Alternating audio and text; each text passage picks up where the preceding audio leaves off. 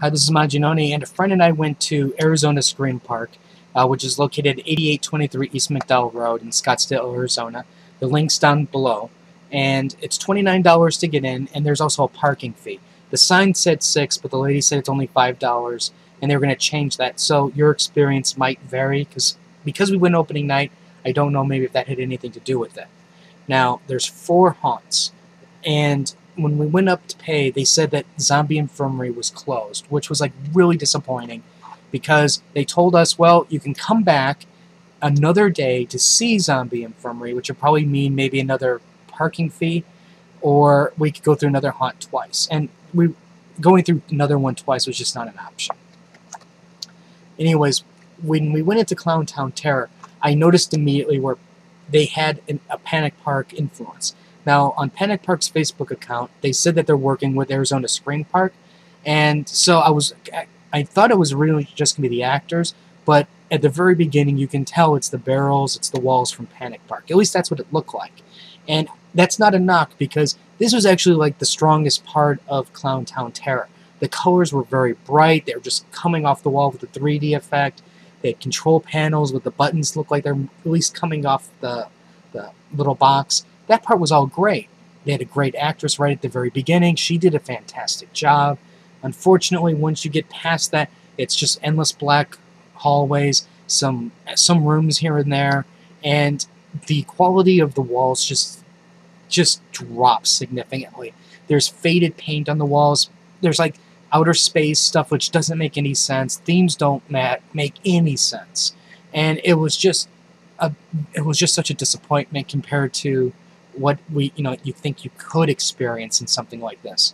Since this is a Clowntown Terror, they didn't even really do a great job at the makeup. Some people had decent, okay makeup.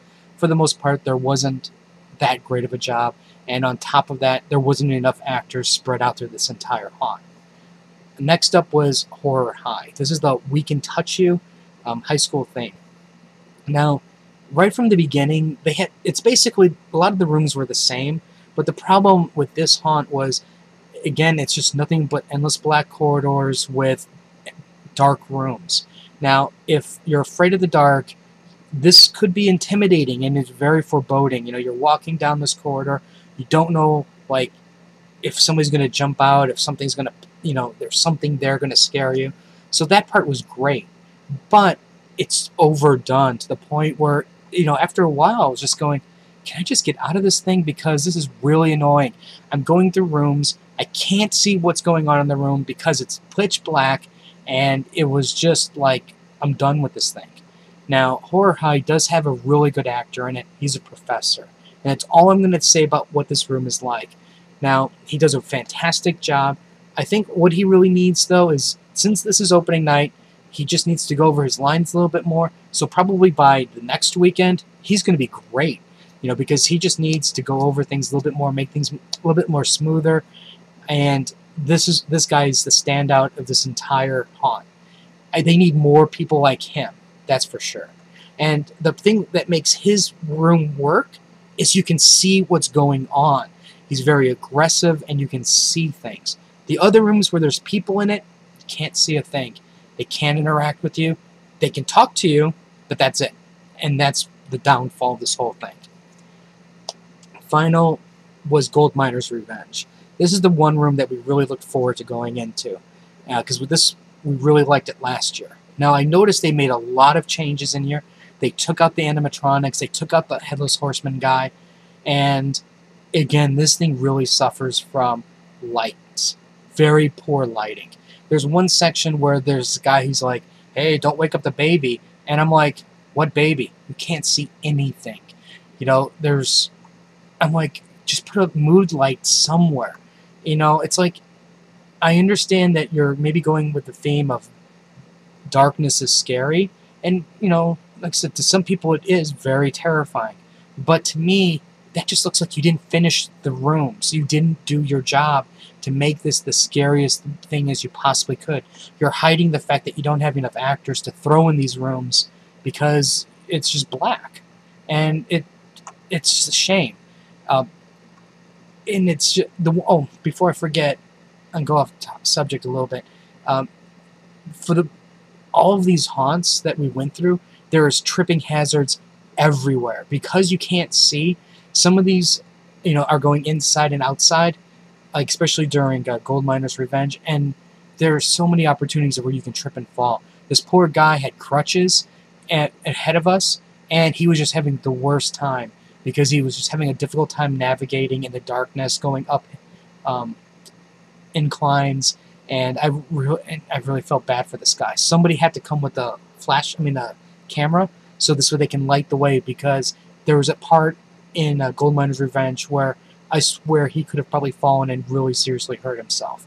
So be very careful when you go through any of these haunts that you can just fall and trip. Now, overall, is this haunt worth it? I'll be honest with you, there's so much good stuff that's going on here outside of this haunt. It's like, and this being the most expensive at $34, I can't recommend this at all.